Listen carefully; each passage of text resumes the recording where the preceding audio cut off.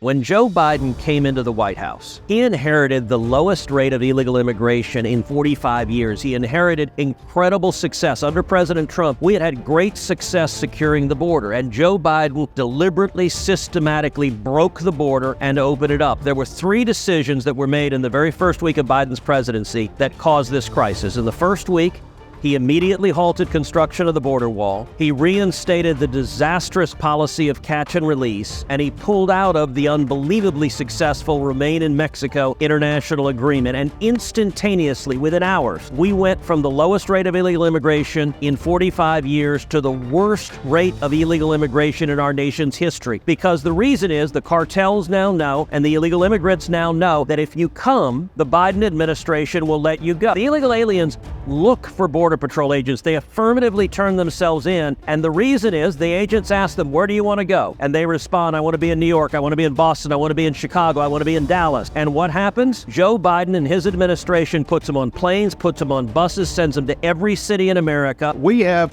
more people coming across our border every single day than what New York gets in a week or a month. And so it's outrageous that they're saying that they cannot deal with this. But the last point, Dana, is the fact that there's only one reason why this is happening, and that's because Joe Biden has eliminated all of the 4 policies that Donald Trump put in place that led to the lowest illegal border crossings in 40 years.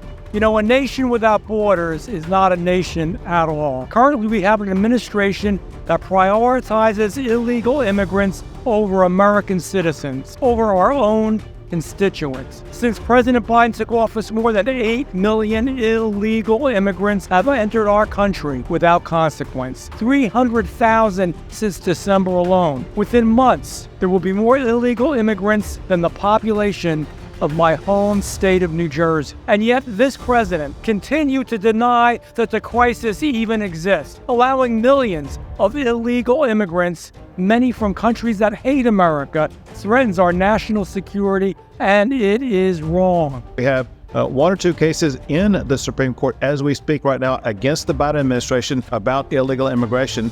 And as the court weighs and considers our defense against the Biden lawsuit, they have to consider whether or not there is an invasion going on. I have asserted in court that there is an invasion going on in the United States of America. What we don't know is the full extent of the terror that has been imported into the country because of all the people who are on the terrorist watch list. We know the record number who've been apprehended, but people on the terrorist watch list, they pay more to not be apprehended because of the open border policies allowed by Biden.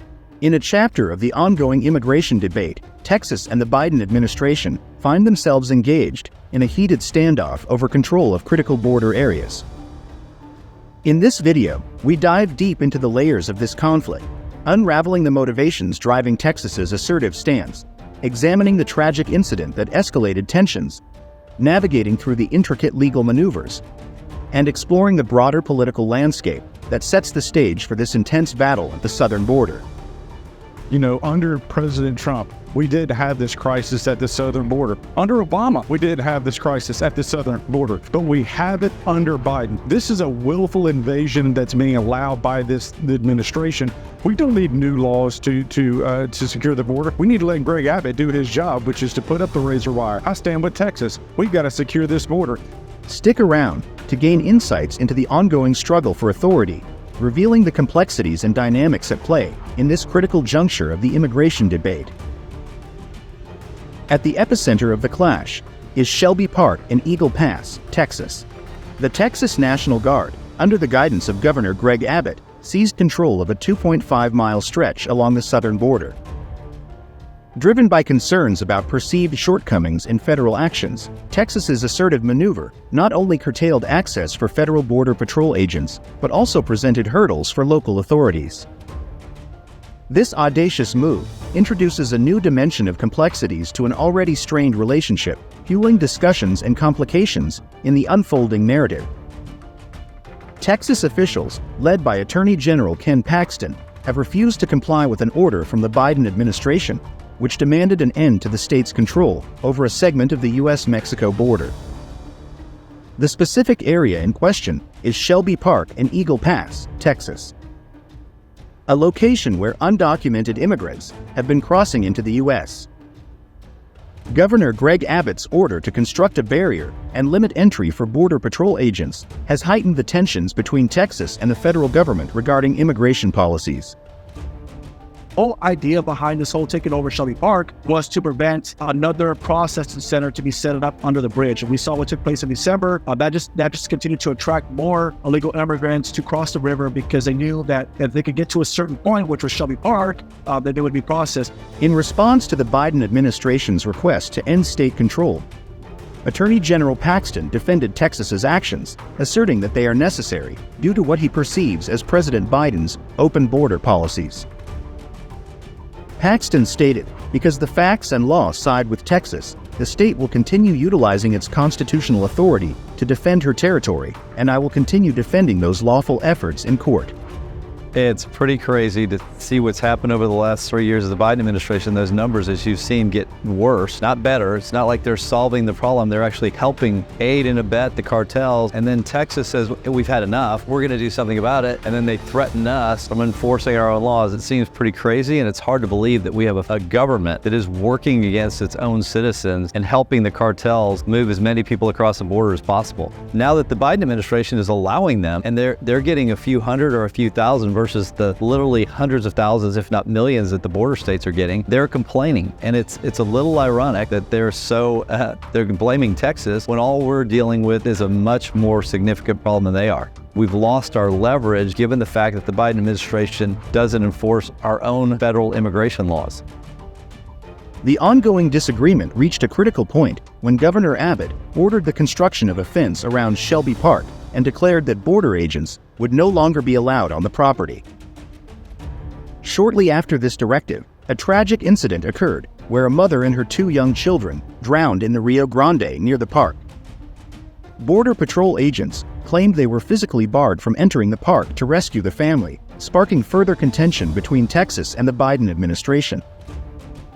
Contradictory accounts of the incident have emerged, with Texas officials rejecting the version presented by Border Patrol agents. The state claims that Mexican authorities were already recovering the bodies when border agents sought access to the park. Adding to the complexity, a recent Supreme Court ruling allowed the Biden administration to continue its efforts, cutting razor wire along the border, a move contested by Texas. The court's temporary order enables the administration to proceed with its efforts while awaiting further legal proceedings. Border Patrol needed access, and that's why we sued to get rid of that razor wire so that they could do their jobs. Attorney General Paxton, in response to the ruling, reiterated Texas's commitment to defending its state sovereignty. Well, actually, what the Supreme Court did, they did not issue a decision with a single word explaining anything. All they did was to return the case to the Fifth Circuit Court of Appeals. What Texas is doing is we are adding more razor wire as we speak right now to make sure that we are doing even more to secure the border. We are going to make it impossible to enter Texas illegally, and that includes maintaining the National Guard on the border, building more border wall, just like what President Trump put up, as well as extending the razor wire wall in the state of Texas. Texas has the constitutional authority to do exactly what we're doing because the authors of the Constitution, they knew there would be times when the federal government does not do its job, and states have a right of self-defense. And that right of self-defense is established in Article 1, Section 10 of the Constitution, and Texas is relying upon the authority written into the Constitution for us to be able to secure our border and enact self-defense. The ongoing legal battles and political implications continue to shape the unfolding narrative of this heated border standoff. Adding a contentious layer to the conflict, Texas Department of Public Safety troopers began arresting migrants within Shelby Park, an action traditionally within federal jurisdiction. Texas argues that this initiative is part of a broader strategy to address trespassing on private property, revealing the state's proactive stance amid escalating concerns over border security. In the political arena, both sides engage in a blame game.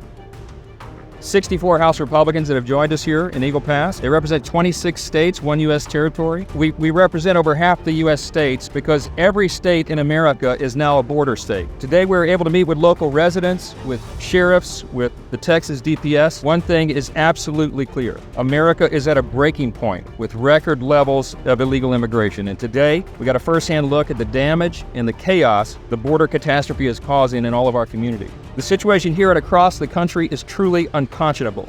We would describe it as both heartbreaking and infuriating. Our communities are overrun. We have local resources that are being strapped. We have lethal drugs that are pouring into our country at record levels. And it's in less than 3 years that President Biden took office. Rather than incentivizing people to come, the president needs to deter people from entering the country. Rather than discussing amnesty with Mexico, as top Biden administration officials did within the last couple of weeks, this administration should reinstate the Remain in Mexico policy, as was said. Rather than expanding parole authority to an unprecedented scale, the president should obviously end catch and release and stop the abuse of our parole and asylum system. The president can and should act now. This doesn't require legislation. It requires leadership. Texas officials, led by Governor Abbott and Congressman Tony Gonzalez, argue that the Biden administration's immigration policies are insufficient, justifying the state's decision to take matters into its own hands. I think America is tired of it's everybody's fault but their own. But whether it's the White House blaming the states or whether it's the states blaming the White House, round and round we go with no solutions. I represent 2/3 of the Texas-Mexico border, over 800 miles. This buoy is a 1/4 mile, so it's relatively small in comparison to the overall border, but it's the only thing we're talking about. As the border standoff unfolds, the clash between Texas and the Biden administration reveals the intricate challenges surrounding immigration policies in the United States. We still are going to restrict the access here at Shelby Park. We're still going to add additional infrastructure along the river. That's what National Guard is doing right now. Currently, they're adding additional barriers to that concertina wire, making those areas more reinforced so that we can prevent and discourage any illegal border crossings. Texas stepping up forces us to consider if the state should play a bigger role in managing border security and handling migrant issues. As legal and political battles unfold, there's a heightened focus on how these decisions might reshape the national conversation on immigration. We had the greatest border, the safest border in recorded history. And that was 3 years ago. Now we have the worst. I think we have the worst border anywhere in the world. I don't think any country, a third world country, never had a border like that. We're going to make America great again. We're going to make that border so good, so strong, so powerful. If you found this information valuable, make sure to hit that like button and subscribe for more updates. Remember, stay informed, stay engaged. Your awareness and involvement contribute to a better understanding of the complexities involved, fostering a more informed citizenry.